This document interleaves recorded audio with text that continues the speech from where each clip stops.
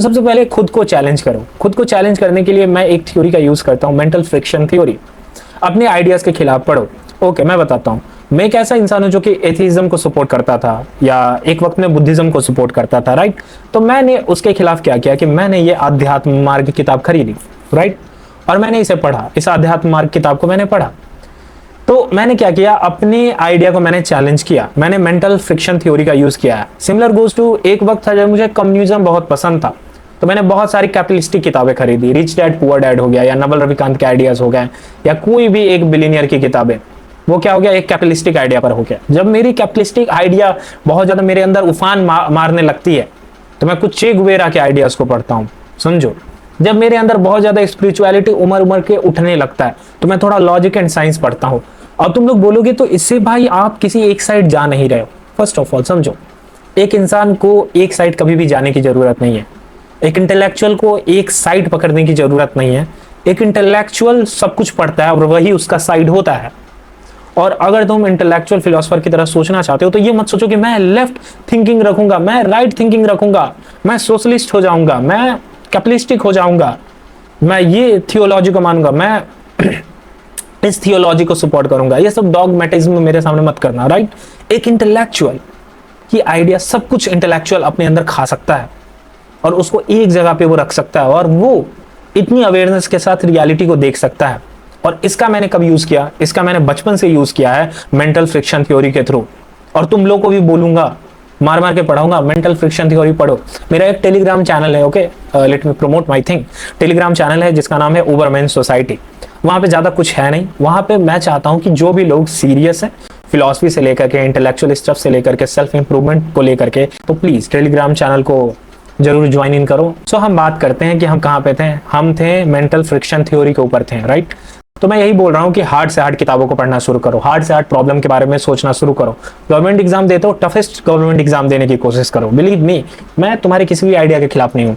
मैं ये नहीं बोलता हूँ कि तुम गवर्नमेंट जॉब नहीं करो, मैं ये नहीं बोलता हूँ कि तुम कॉर्पोरेट में जाओ, मैं ये नहीं बोलता हूँ कि तुम एंटरप्रेन्योर बनो, मतलब कि आई थिंक किसी एक आइडिया को पकड़ना होगा। नहीं भाई, ये लाइफ तेरी है, तू डिसाइड करेगा तेरे को करना क्या है, तू डिसाइड करेगा कि तेरे को बनना क्या है। मैं तेरे को बस क्या दे सकता हूँ, एक कंपास दे सकता हूँ, मैप भी नहीं, कंपास दे सकता हूँ, जो कि एक डायरेक्शन दिखा सकता है। और वो डायरेक्शन तुझे अवेयरनेस देगी, उस अवेयरनेस से तू खुद मैप क्रिएट कर लेगा। तुझे मैप नहीं, तुझे कंपास की जरूरत है, और ये वीडियो एक कंपास की तरह है। सो मैं यहाँ पे बात कर रहा था यही कि मेंटल फ्रिक्शन थ्योरी की बात कर रहा था। सेकंड चीज बात करो, सेकंड ब्रेन सिस्टम की बात करो। सेकंड ब्रेन सिस्टम क्या हुआ, लिटरली सिंपल चीज है, जर्नलिंग करना, नोट्स बनाना, या आइडियाज को सेव करना, या किसी भी ऐसी चीज को देख करके उसे रख लेना बाकी दिनों के इस्तेमाल के लिए। जैसे कि मैं अभी इस किताब को पढ़ रहा हूँ, ये प्रेमचंद की कहानी की किताब है। ये इससे मैं कैसे सेकंड ब्रेन डेवलप करूंगा, इसके जितने भी अच्छे वोकैब्स है, इसके जितने भी अच्छे आइडियाज है, मैं उसे कलेक्ट करता हूँ अपने डायरी में, अपने वॉइस नोट में, अपने नोट एप्लीकेशन में, वहां भी मैं इसे नोट करता हूँ। और उन सभी अच्छे वर्ड्स का मैं ऐसे में यूज करता हूँ। जब मैं बात करता हूँ तो उन सभी अच्छे वर्ड्स का यूज करता हूँ। सो ऐसे हम चीजों को चुन चुन करके, डॉट टू डॉट कनेक्ट करके अपना एक सिस्टम, इकोसिस्टम क्रिएट करते हैं। देखा जाए तो ये बुद्धिज्म में ये चीज है, और जापानीज फिलॉसफी में है। स्टीव जॉब्स ने भी इसी चीज के दम पर एप्पल को क्रिएट किया था। तो ये सारी चीजें बहुत लॉजिकल है, बहुत बहुत बहुत लॉजिकल है। अब मैं बताता हूँ इंटेलेक्चुअल होने के फायदे बताता हूँ। इंटेलेक्चुअल होने के फायदे ये हैं कि तुम्हें पैसों की कमी नहीं होगी। गवर्नमेंट एग्जाम क्रैक करना हुआ, किसी भी इंटरव्यू को क्रैक करना हुआ, क्योंकि देखो इंटेलेक्चुअल एफिशिएंसी जब इंसान की बढ़ती है तो जो उसकी वर्बल इंटेलिजेंस होती है वो बहुत इफिशिएंट हो जाती है। बात करने का तरीका, चीज़ों को प्रेजेंट करने का तरीका।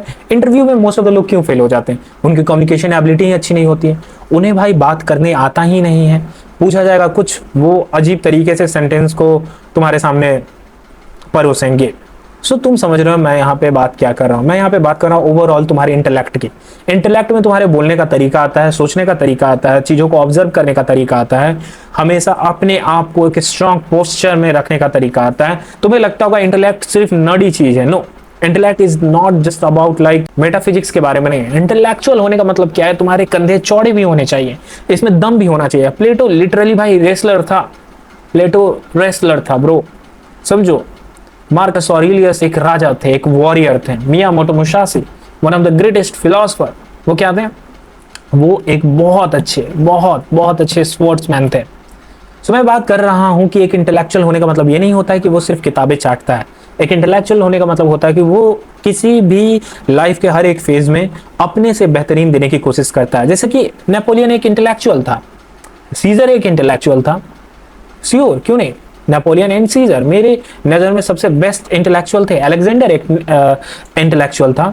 ये सारे लोग कौन थे? ये सारे लोग वॉरियर थे।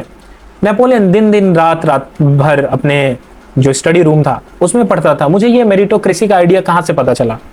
कहाँ से पता चला? गेस करो। ये मुझे पता चला नेपोलियन से। नेपोलियन मेरिटोक्रेसी को भाई बढ़ावा देता था। नेपोलियन की जो पूरी की पूरी कैरेक्टर है वो मेरिटोक्रेसी पर है। जूलियस सीजर की जो पूरी की पूरी कैरेक्टर है वो मेरिटोक्रेसी पर है। जिस इंसान के अंदर दम होगा वो चीज जा करके ले लेगा। सब भाई इंटेलेक्चुअल का पार्ट है और इंडिया में यही चीज लैक करती है। इंडिया में सिखाया जाता है बच्चों को डर के सहम के रहना। डरना नहीं है दोस्त, डरना नहीं है। इंटेलेक्चुअल होने का मतलब होता है do not afraid. Bhagat Singh को देखो, दुनिया के one of the finest intellectual Indians भाई, उनके एक भी ऐसे को अगर पढ़ ले, उनके एक भी आइडिया को पढ़ ले, उनके एक पीस ऑफ वर्क को पढ़ ले तो उनका दिमाग फट जाएगा। पर इंडियंस भाई नहीं पढ़ेंगे। तो हमारा सोसाइटी एक वक्त था कि इंडिया एक वक्त इंटेलेक्चुअल कल्चर था। जैसे वेस्ट बंगाल को देख लो, इंटेलेक्चुअल हब था भाई। बिहार में एक वक्त में इंटेलेक्चुअल हब था। मुंबई में एक वक्त इंटेलेक्चुअल लोग थे ना। अपने साउथ इंडिया में इंटेलेक्चुअल लोग थे। त्रिपुरा में जाओगे तुम्हें रीजनल लैंग्वेजेस में तुम्हें इंटेलेक्चुअल लोग मिल जाएंगे। वन ऑफ फाइनेस्ट वॉरियर लोग मिल जाएंगे, अच्छे थिंकर्स मिल जाएंगे। लेकिन अब धीरे धीरे इंडिया के अंदर जो इंटेलेक्चुअल कल्चर था वो खत्म हो रहा है। और आई होप जो लोग भी इस वीडियो को देख रहे हैं वो समझ गए होंगे कि मैं जो चीजें बोल रहा हूँ वो बहुत इंपॉर्टेंट है। सो बस यही बोलना चाहता था कि इंडिया के अंदर इंटेलेक्चुअल पोटेंशियल को बढ़ाने की बहुत जरूरत है। जाओ पढ़ाई करो, जाओ अपने ऊपर काम करो, इंटेलेक्ट को अच्छा बनाओ और अच्छा से खाना पीना खाओ। जैसे कि अभी मैं एक सेकेंड ओमेगा 3 ये ले रहा हूँ, सिर्फ क्यों? ब्रेन के लिए ले रहा हूँ, मसल ब्लेज की है। तो सप्लीमेंट भी लो भाई, मतलब ये नहीं बोल रहा हूँ कि सप्लीमेंट है, अच्छी चीज़ है ये, ओमेगा 3 है, that's it, it's fish oil. तो मैं ब्रेन के लिए बात कर रहा हूँ कि ब्रेन के लिए अच्छा खाना लो, ये बता रहा हूँ, अलग सेंस में मत ले लेना, कुछ प्रमोट नहीं कर रहा हूँ। ब्रेन को अच्छा खाना दो, ब्रेन को अच्छी किताबें दो, ब्रेन को अच्छा हेल्थ दो, ब्रेन को अच्छी इंटेलेक्चुअल इन्वायरमेंट दो, ब्रेन को अच्छा कंटेंट सुनाओ, अच्छे दोस्त बनाओ। तो यही बात है, दैट्स इट, यही बात थी। आई होप तुम लोग को ये वीडियो अच्छा लगा होगा।